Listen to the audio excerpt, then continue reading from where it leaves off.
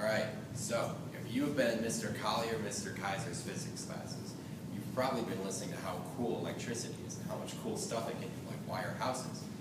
We've learned about circuits, some of the units that goes with it, and electric fields. But today, we're going to show you how electricity kills. And here's 3 ways how. 1, we're going to be talking about the taser. 2, we're going to be talking about the electric fence. And 3, most fun of all, we're going to be talking about the electric chair. Here we go. Okay, now for the taser.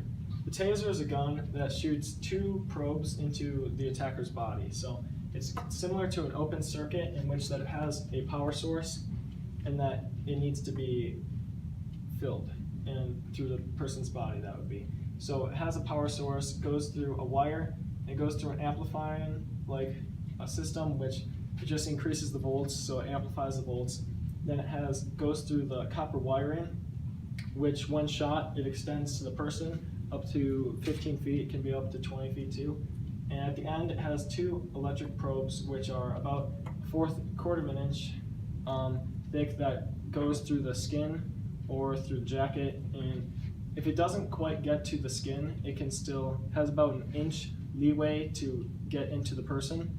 And so what it does, it fires, so the circuit is then complete through the person, in which the volts go through, and the current would be about 0.02 amps.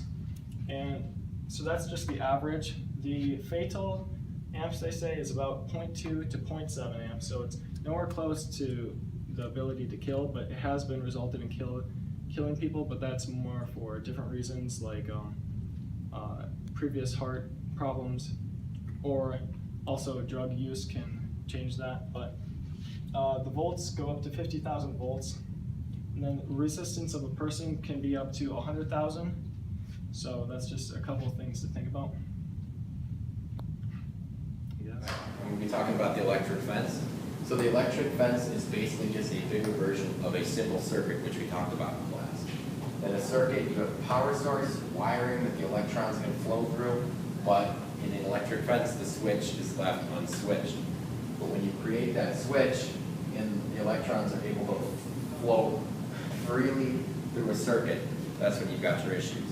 So in the standard electric fence, you have a power source, you have wiring here, and you have people who are about to make mistakes. So if this guy right here were to reach out and touch this, that's where you got your problem. This guy accidentally closed the switch and created a power source that would allow the circuit to flow freely. And he is out of luck. So you might be asking, hey, why can this bird just sit here? Or not, but I'm going to tell you anyways. The bird isn't touching the ground. Therefore, he's not completing the circuit, and he is not food. All right, so here's our example. You've got a few dumb kids in an electric fence, and basically what they're doing is, this guy's attached to the electric fence, but they're all standing on some sort of insulation, not touching the ground. But the mistake that they're about to make is that they are going to step on the ground and complete the circuit. So what's going to happen, I think you can probably guess. He's taking his shoes off. He now has no insulator.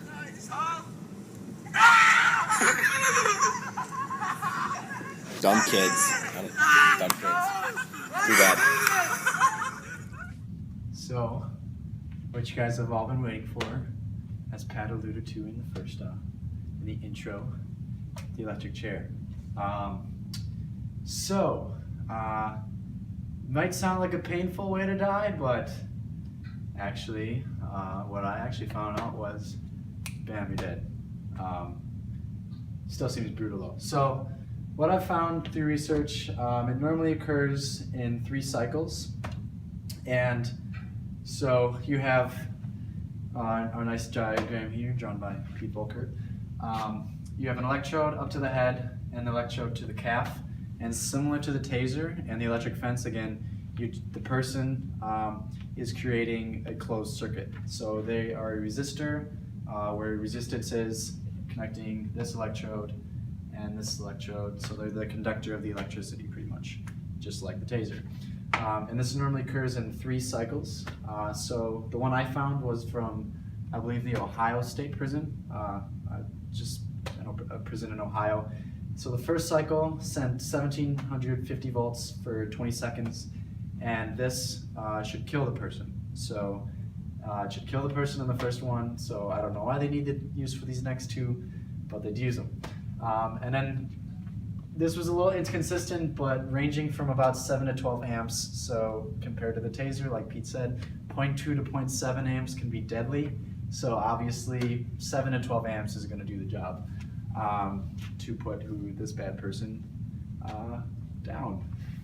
So to explain a little bit more about the chair, I mean, it's just a wooden chair, nothing special about that. It's more about how the energy is being flowing through the circuit here. You have your energy source, and then you have an electrode which hooks up to the head and one that is going to the calf. So the idea behind putting one on the head is that this first cycle of electricity should just put the person unconscious and dead right away. And then you have 2 things as well. You have a sponge on the head, and then you have maybe like a lubricating gel on the calf. And the reason for the salt sponge, the sponge is soaked in a saline solution, which is just salt, is that it's a good conductor of electricity. And having this sponge causes the electricity to move more efficiently, so thus killing the prisoner faster, pretty much. So without the sponge, the electricity would essentially go into the body and with a lot of resistance, and this would cause the body to like cook to death, to steam, and totally just fry the skin. So they use the sponges and like the lubricating gel on the calf to have a better transformation of that electricity through the prisoner's body. So the aim was to have a low resistance entering the body, so that's again the reason for those. If there's a high resistance, again, it forms a lot of heat, which burns the body, causes steaming and all that. And you have the sponges directly on top of the skull, again, to initially take away a lot of resistance, which would go to the body.